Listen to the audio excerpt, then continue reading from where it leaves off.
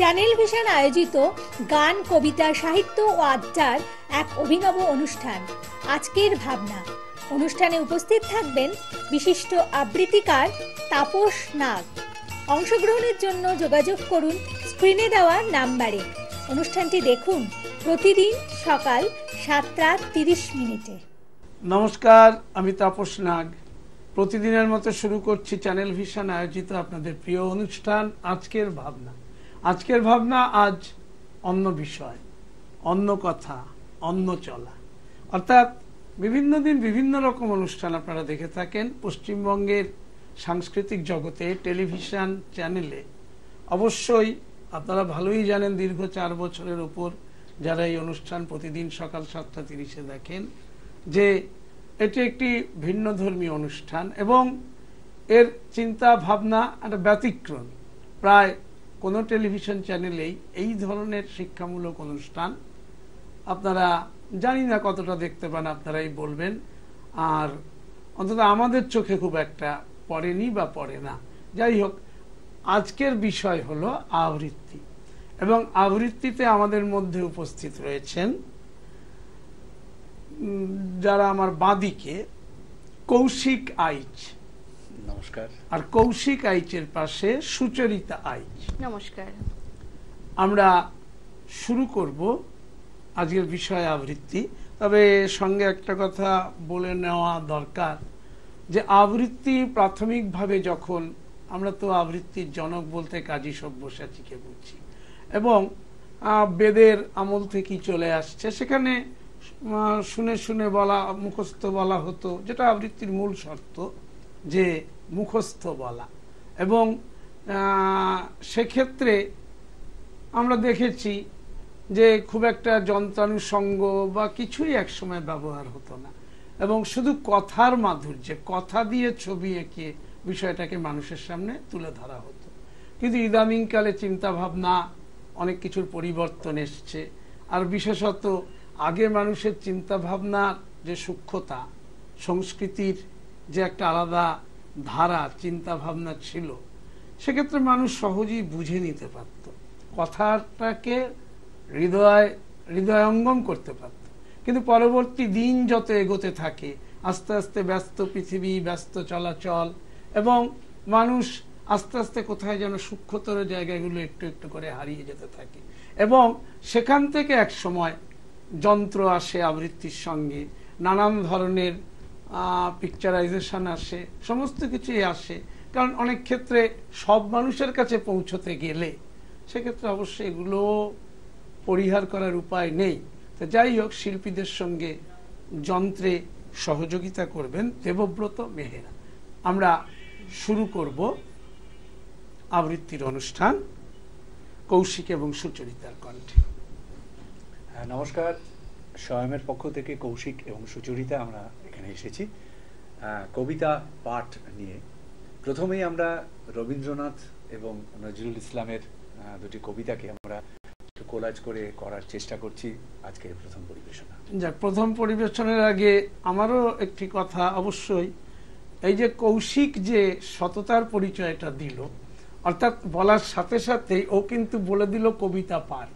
কিন্তু আজকের বর্তমান পশ্চিমবঙ্গের সাংস্কৃতিক জগতে আমি দেখতে দেখতে মানে অনেক ক্ষেত্রেই বলতে পারেন যে ফেড আপ হয়ে গেছি, যে কবিতা দেখে বলা হচ্ছে আবৃত্তি।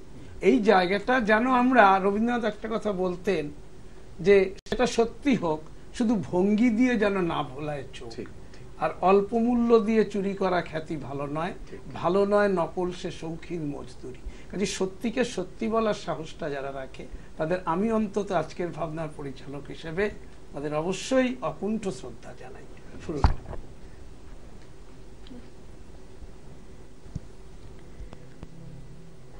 কবিতা দুঃসময়, আমাদের কবিগুরু রবীন্দ্রনাথ ঠাকুর। যদিও সন্ধ্যা আসিছে মন্দ মন্থরে, সব সঙ্গীত গেছে ইঙ্গিতে থামিয়া। যদিও সঙ্গী নাহি অনন্ত অম্বরে, যদিও ক্লান্তি আসিছে অঙ্গে নামিয়া। মহাশঙ্কা জপিছে মৌন মন্তরে, দিক দিগন্ত অবগুণ্ঠনে ঢাকা। তবু বিহঙ্গ, ওরে বিহঙ্গ মোর, এখনি অন্ধ, বন্ধ করো না পাখা। এ নহে মুখর বন মর্মর গুঞ্জিত, এ যে অজাগর গরজে সাগর ফুলিছে। এ নহে কুঞ্জ কুন্দ কুসুম রঞ্জিত, ফেন হিল্লল কল কল্ললে দুলিছে। কোথারে সে তীর ফুল পল্লব পুঞ্জিত, কোথারে সে নীড়, কোথা আশ্রয় শাখা। তবু বিহঙ্গ, ওরে বিহঙ্গ মোর, এখনি অন্ধ, বন্ধ করো না পাখা। বল বীর, বল উন্নত মম শির, শির নেহারি আমারি নত শির, ওই শিখর হিমাদ্রির। বল বীর, বল মহাবিশ্বের মহাকাশ ফাঁড়ি, চন্দ্র সূর্য গ্রহ তারা ছাড়ি।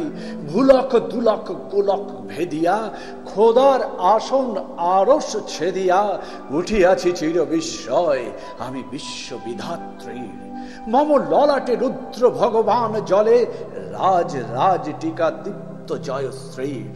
বলবীর, আমি চির উন্নত শির, আমি ঝঞ্ঝা, আমি ঘূর্ণি, আমি পথ সম্মুখে যাহা পাই যাই চূর্ণি। আমি নৃত্য পাগল ছন্দ, আমি আপনার তালে নেচে যাই, আমি মুক্ত জীবনানন্দ। আমি হাম্বীর, আমি ছায়া নট, আমি হিন্দোল, আমি চল চঞ্চল ঠমকি চমকি, পথে যেতে যেতে চকিতে চমকি, ফিং দিয়া দিই তিন দোল। আমি চপলা চপল হিন্দোল, আমি তাই করি ভাই যখন চাহে মন যা। করি শত্রুর সাথে গলাগলি, ধরি মৃত্যুর সাথে পাঞ্জা। আমি উন্মাদ, আমি ঝঞ্ঝা, আমি মহামারী, আমি ভেতিয়ে ধরিত্রী। আমি শাসন ত্রাসন সংহার, আমি উষ্ণ চির অধীর। বলবীর, চির উন্নত শির। প্রথম কবিতার মধ্যে আমরা যে বিষয়টা পেলাম, অর্থাৎ রবীন্দ্রনাথ এবং নজরুলের একটা মিলিত কোলাজ আর কি। অর্থাৎ এক্ষেত্রে অবশ্যই খারাপ লাগেনি আমার, কিন্তু একটা জায়গা যেটা হলো যে অবশ্যই চিন্তা ভাবনার গভীরতাটাকে আমি সমর্থন করি, যে সাহিত্যের যেটা আমরা নন্দন তত্ত্ব বলি, অর্থাৎ সেই জায়গাটায় দাঁড়িয়ে যে যখন দুঃসময়, এবং এটা তো ঠিকই, দুঃসময় থেকে সুসময়ে মানুষ পৌঁছে দেবে। নাজিম হিকমত লিখেছিলেন, তো দুঃসময় থেকে সুসময়ে মানুষ পৌঁছে দেবে মানুষকে। তাহলে দুঃসময়ে রবীন্দ্রনাথ বলছেন এখনই অন্ধ, বন্ধ করো না পাখা। সেটা যেমন হচ্ছে, তখনই নজরুল যখন গর্জে উঠছেন যে না, বলো বীর, বলো উন্নত মমসী, আমি একটা আশার আলো আসছে, বিদ্রোহ আসছে, প্রতিরোধ আসছে, যেটা আজকাল শব্দটা প্রায় ব্যবহৃত হচ্ছে, প্রতিবাদ, প্রতিরোধ। সুতরাং এই জায়গাটা যে চিন্তা ভাবনা আজকে আবৃত্তি করলাম, অথচ তার বিষয়গত ব্যাপারগুলোকে সুন্দরভাবে চিন্তা না করে বলে গেলাম, অবশ্যই সেটা তো নয়। একটা সুন্দর উপস্থাপনা। আমরা পরবর্তী কবিতায় আসি। পরের কবিতা আমরা চলে যাচ্ছি, যদিও এখন সোশ্যাল সাইটের যুগ। আমরা ফেসবুক থেকে এই কবিতাটি পেয়েছিলাম। এটি যিনি রচনা করেছেন এখনো পর্যন্ত আমরা কনফার্ম নই যে কে রচনা করেছে। স্বপ্নীল বাবু এরকম একটি নাম আমরা পেয়েছি, তাকে হাজার কুর্নিশ জানাই। এই কবিতাটা আমার খুব ভালো লাগা, আমাদের দুজনের, আমরা চেষ্টা করছি। অত্যন্ত রোমান্টিক একটি সুন্দর, খুব সুন্দর একটি কবিতা। কেমন আছো? এই তো আছি। কোথায় থাকো? কাছাকাছি। বদলে গেছো? সবাই বলে। তারপর সব যাচ্ছে চলে। বিয়ে শাদী? লাভ কি শুনে? কতদিন হলো? রাখিনি গুনে। ছেলে হয়েছে? একটি মেয়ে। কোথায় এখন? ঘুমোলো খেয়ে। নাম কি ওর? সোনামা ডাকে। এই নাম তো এখন রাখি। ব্যস্ত খুবই? একটুখানি। বছর 5 আমি জানি। এড়িয়ে যাচ্ছ? এমনটা নয়। মনে পড়ে না? পাই না সময়। সেদিন যদি থাক থাক সেসব। ভুলে গেছো? যথা সম্ভব। থাকতো যদি থাকবে কি আর? ভুলিনি আমি। যায় আসে কার? রাখবো এখন। কিছু কি বাকি? ভালো থেকো। ভালোই থাকি। এত অভিমান রাখিনি মোটেই। এখনো কাঁদো? অল্প ছোটেই। হ্যাঁ, কাঁদো কি? না, বেনি করো চুল? আর বাঁধি না। বৃষ্টিতে ছাদে যাই না এখন। প্রিয় গানগুলো শুনি কিছুক্ষণ। কখন কখন শোনো? মন খারাপে।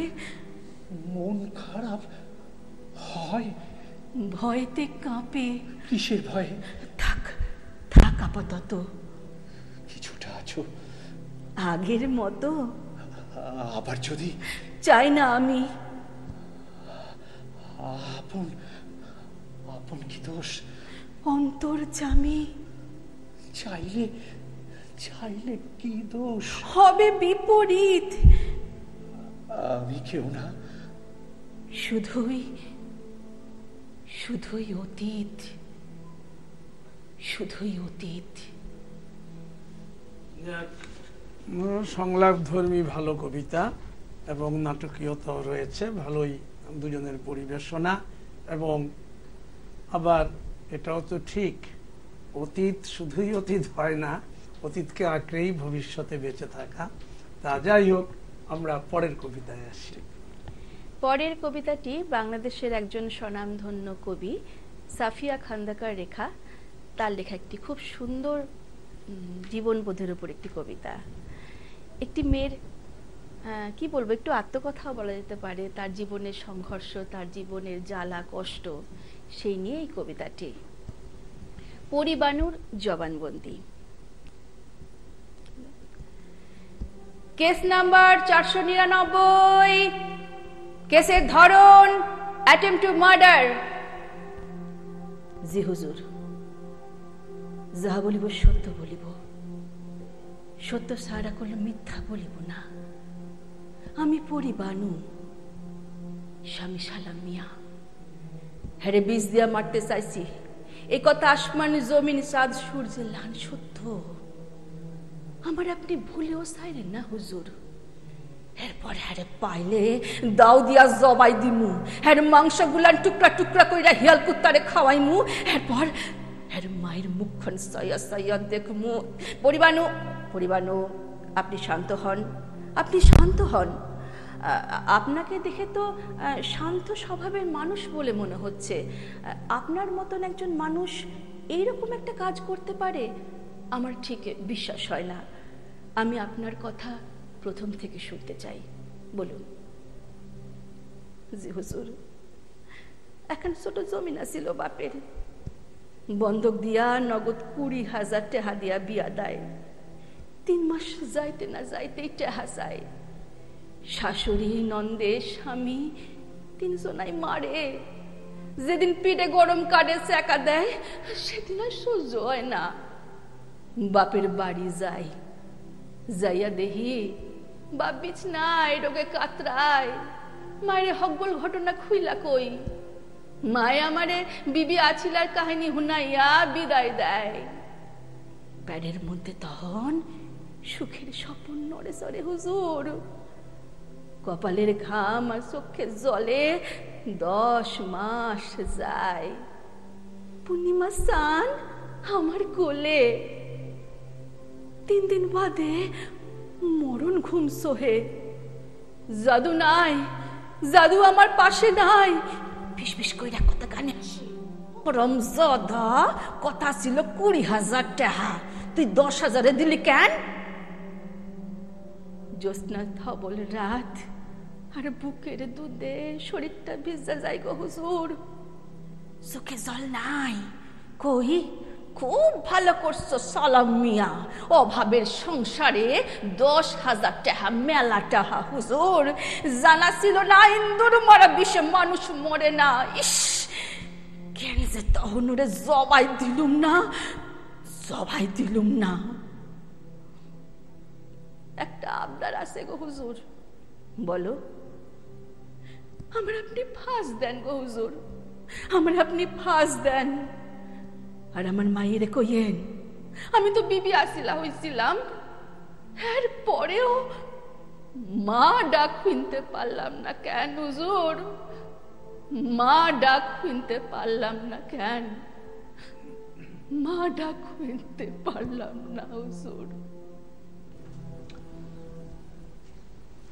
ভালো, সুচরিতার কণ্ঠে অবশ্যই কবিতাটি আমাদের ভালো লাগলো, এবং সবচেয়ে বড় কথা যে ভাষা যেভাবে লেখা সেটা সঠিক উচ্চারণ এবং সঠিক ভাবনা চিন্তা অবশ্যই ওপারের দর্শকদের কাছে পৌঁছে গেছে। আর আপনারা তো ভালোই জানেন বর্তমান যে অবক্ষয়ী সমাজ এবং আর্থসামাজিক পরিকাঠামো, যে যুগযন্ত্রণা, এবং বিভিন্ন ক্ষেত্রে এই জায়গাটাই, আমরা রামকৃষ্ণদেব একটা কথা বলতেন, অর্থই অনর্থের মূল। কিন্তু সেটা যেমন একদিকে সত্যি, আবার প্রকৃত অর্থ না থাকলে বা মানুষ বাধ্য হয়ে অনেক সময় এই বিষয়গুলো করে থাকে, হয়তো সেই অভাব বা কিছু না থাকলে বিষয়গুলো হয়তো এইভাবে আসতো না। যাক, তবু এই ধরনের কবিতায় মানুষ যদি সচেতন হয়, কারণ একটি নারী তার সন্তানের কাছ থেকে মা ডাক শুনতে পাবে, এবং এটাই খুব স্বাভাবিক। কাজে এই স্বাভাবিক প্রবণতাগুলো যাতে বজায় থাকে, সমাজ যাতে সুন্দর হয়, সেক্ষেত্রে যারা সমাজ নিয়ন্ত্রণ করেন তাদেরকে বোধহয় আরও সতর্ক হতে হবে। এই কবিতাগুলোর মধ্য দিয়ে যারা শুনছেন তারাও ভবিষ্যতে সচেতন হওয়া এবং ভাবনা চিন্তাকে একটু প্রসারিত করার প্রয়োজন রয়েছে, না হলে এগুলো দিনে দিনে বাড়তে থাকবে। আমরা পরের কবিতায় যাই। পরের কবিতা আমাদের রামপুরহাটের একজন বিখ্যাত কবি মল্লিনাথ মুখোপাধ্যায়, তারই লেখা। তিনি বনভূমি বলে একটি ছোট্ট পত্রিকা প্রায় 40 বছর ধরে তাকে লালন পালন করছেন, তারই একটি কবিতা। কবি মল্লিনাথ মুখোপাধ্যায় লেখা একটি না কবিতা। এবার একটা দারুণ কবিতা লিখব, যা দেখে শোষকের ঘুম ছুটে যাবে। সমাজে শোষিত নিপীড়িত মানুষ বলবে, আরে এ তো আমাদের জন্যই। ভেবেছি কবিতাটা লিখেই মুখ বইয়ে দেব, অন্তত কয়েকশো লাইক, কমেন্টস, শেয়ার। যত সব বন্ধু আত্মীয় স্বজন দু বাহু তুলে লিখবে, আহা সুন্দর, দারুণ, কিউট, আরো কত কি। সফল কবিরা অবশ্য লেখেন বেশি, পড়েন কম। এক স্তবক কোন ক্রমে দেখেই মন্তব্য লেখেন। অবশ্য পানের আসরে তারাই চূড়ান্ত উৎসুক, আহা কি লিখেছ, প্রকৃতি, শরীর, নিঃসঙ্গতা, সুর, তাল, ছন্দ, অসাধারণ অসাধারণ। খোয়ার ভাঙলে আর মনেও থাকে না। সাহিত্য বর্ষরে তথাকথিত সম্বর্ধনা ইত্যাদির পর সঞ্চালকের আহ্বান, একটি ছোট কবিতা বোঝে অনেক কবি, সকলকে তো সুযোগ দিতে হবে। হইহট্টগোলে কেউ কারো কথাও শোনে না। অবশ্য যাই লিখি ভালো লাগে যখন নতুন কবি প্রেমিকা ঘনিষ্ঠ হয়ে বলে, ভালো লিখেছেন। সমকবিরা বলে, এখন আর ফুল প্রেম চলে না, বিপ্লবের কথা লেখো, তবে তুমি আধুনিক। কেউ কেউ বলে, যৌনতা কই, আরে ওটাই তো এখন আসল। আমি ভাবি, ভেবেই চলি, সবকিছু মিলে এবার দারুণ কবিতা লিখব, যা পড়ে সবাই উদ্বাহু হবে। আহা, রবীন্দ্রনাথ জীবনানন্দের পর এই এক কবি। কবিতা ছাপা হলে আমিও সম্বর্ধিত হব। আহা উহু হাততালি আর সম্পাদকের তাগাদায় ক্রমান্বয়ে আপ্লুত হব। এমনও তো হতে পারে, নাও পারে, তবু আত্মবিশ্লেষণের খামতি থাকে না। কবিতা রূপ, রস, ছন্দ, কল্প ভাবতে ভাবতেই কখন যেন ঘুমিয়ে পড়ি। লেখাটা কবিতা হয়ে উঠল না শেষ পর্যন্ত। অসম্ভব ভালো কবিতা লিখেছেন মল্লিনাথ মুখোপাধ্যায়। কারণ ভালো এই বিষয়ে যে বোঝা যাচ্ছে যে কবিতা লেখার অভিজ্ঞতা তার অত্যন্ত বহুদিনের, দীর্ঘদিনের, এবং কবি সমাজটাকে বোধহয় দীর্ঘদিন ধরে ওরা চিনেছেন। আমরা একটা জিনিস দেখি, বিশেষত এই নন্দন চত্বরে গেলেই আপনারা দেখতে পাবেন, যারা কলকাতায় আসেন, প্রচুর কবি সাইড ব্যাগ, ঝোলা ব্যাগ কাঁধে নিয়ে ঘুরে বেড়াচ্ছেন। এবং আমাদের এটা অবশ্য গর্বের ব্যাপার যে আমাদের বাংলায় এত কবি রয়েছেন। বাঙালি তাদের যে নিজস্বতা, তার ক্রিয়েটিভিটি, আমরা অবশ্যই গর্ব অনুভব করি। কিন্তু যখনই কবিতার ভেতরের গল্পটা বোধহয় কবি এখানে শুনিয়ে ফেলেছেন, অর্থাৎ এই যে কবিদের মধ্যে আপনারা যখন ভেতরে যান, এই যে রেশারেশি, এই যে একটা বিষয়, সবাই ভাবছেন আমার কবিতাটাই ভালো, অপরেরটা বোধহয় সেরকম হয়নি। অর্থাৎ নিজেই নিজেকে বাহবা দিচ্ছেন, নিজেই নিজের পিঠ চাপড়াচ্ছেন। এই বিষয়টা কিন্তু সত্যি খুব মানে দেখতে আমাদেরও খারাপ লাগে। কিন্তু ঘটনা পরম্পরা একটা বিষয় কি জানেন, যে দেখুন বহু কবি কবিতা লিখছেন, কিন্তু আমরা খুব সেই অর্থে একেবারে নামী পথিতযশা কবি এখনো বোধহয় যারা জীবিত আছেন হাতে গুনে 4-5টা নাম বলতে পারি। কিন্তু কবি তো প্রচুরই রয়েছেন, তবে কেন তারা দাঁড়াতে পারেন না, এই কবিতাটাও বোধহয় তার একটা উল্লেখযোগ্য, মানে এই কবিতাটা শুনলে আমাদের মনে হয় ভেবে দেখতে হবে ব্যাপারগুলো। যাই হোক, কবিদের ব্যাপার, আমি নিজে কবি নই, সুতরাং আমার যা মনে হয়েছে আমি কথাগুলো বললাম আবৃত্তি শিল্পী হিসেবে।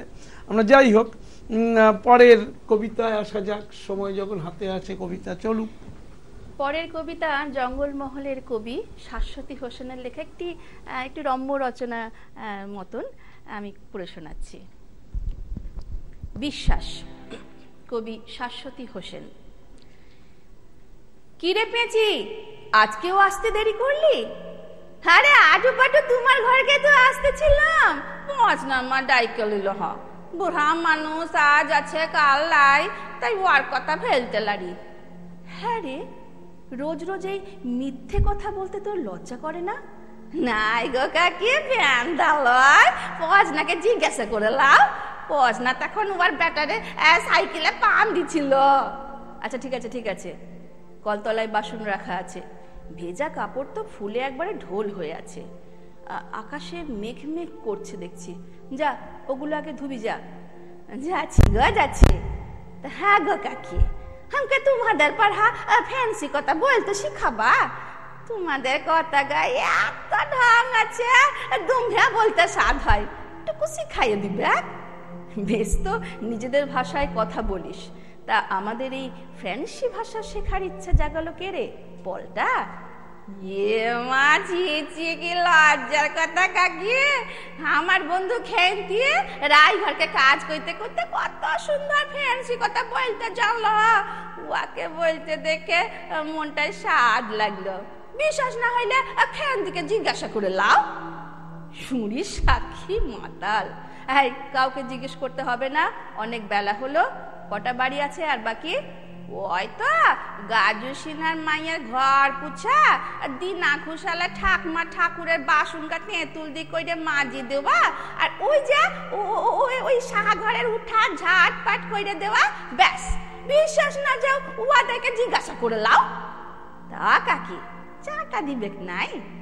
হ্যাঁ এই করি আর কি, ঘর সংসার ফেলে পড়শির ঘরে ঘরে তোর কথা জানতে ছুটি।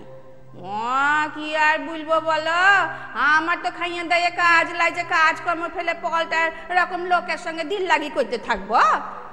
একটু সুন্দর হয়েছি বললে লোকের কত জ্বালা, আমার কি দোষ থাকে? পাল্টা যখন সুন্দরী বললে হাঁকিয়ে আমি রাকারে লাই। বিশ্বাস না হইলে যাও পাল্টাকে জিজ্ঞাসা করতে পারো। কেন রে বারবার বিশ্বাস করার কথা বলছিস? আমি কি অবিশ্বাস করছি?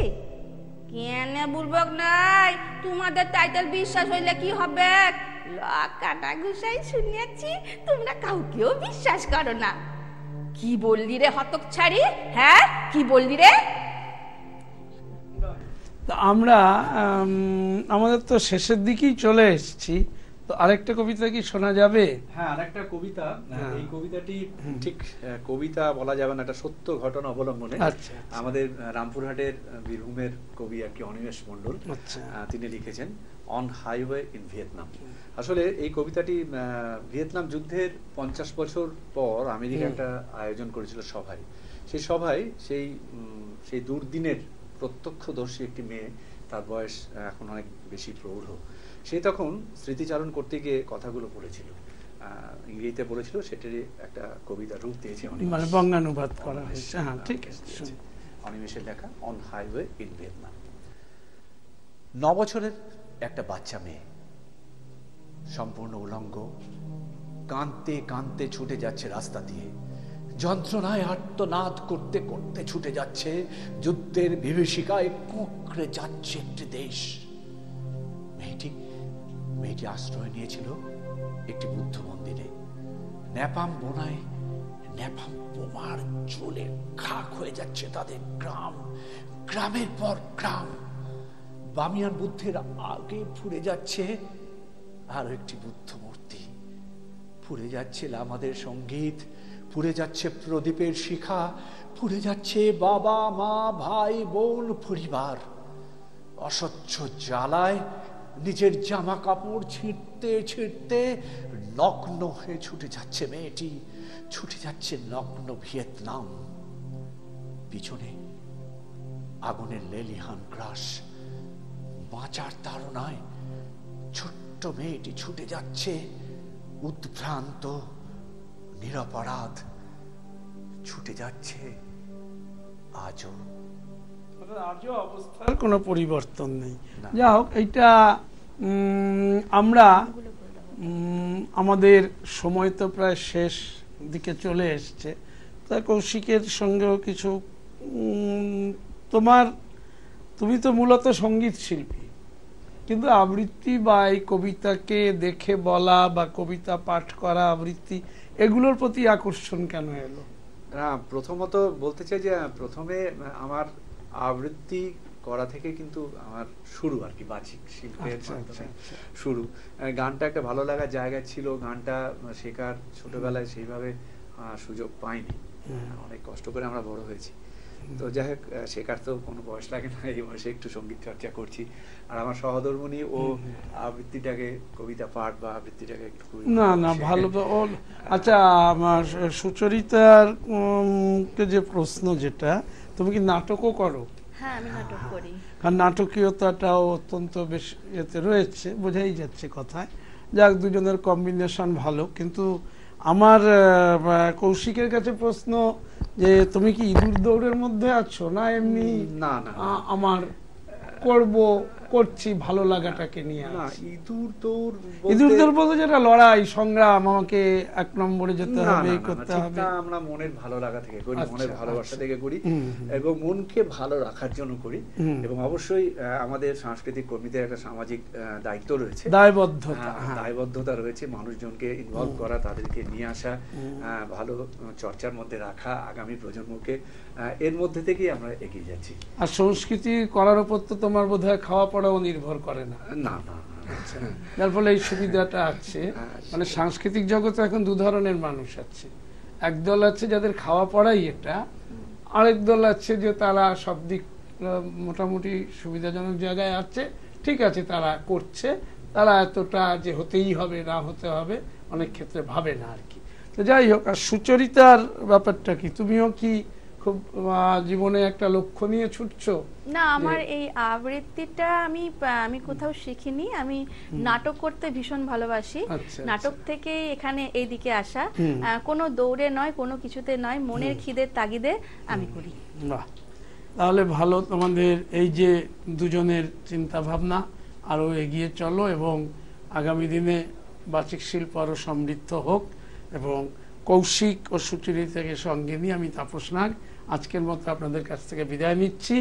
যাবার আগে যা বলে যাই, আগামীকাল ঠিক সকাল 7:30 আবার দেখতে ভুলবেন না চ্যানেল ভিশন আয়োজিত আপনাদের এই প্রিয় অনুষ্ঠান আজকের ভাবনা। নমস্কার। নমস্কার। চ্যানেল ভিশন আয়োজিত গান, কবিতা, সাহিত্য ও আড্ডার এক অভিনব অনুষ্ঠান আজকের ভাবনা। অনুষ্ঠানে উপস্থিত থাকবেন বিশিষ্ট আবৃত্তিকার তাপস নাগ। অংশগ্রহণের জন্য যোগাযোগ করুন স্ক্রিনে দেওয়া নাম্বারে। অনুষ্ঠানটি দেখুন প্রতিদিন সকাল 7:30। রামপুরহাট নিউ টাউন প্রকৃতির কোলে নিজের বাসস্থান খুঁজে নিন। Rampurhat new town amusement park, পরিবারের সঙ্গে সময় আনন্দে কাটান।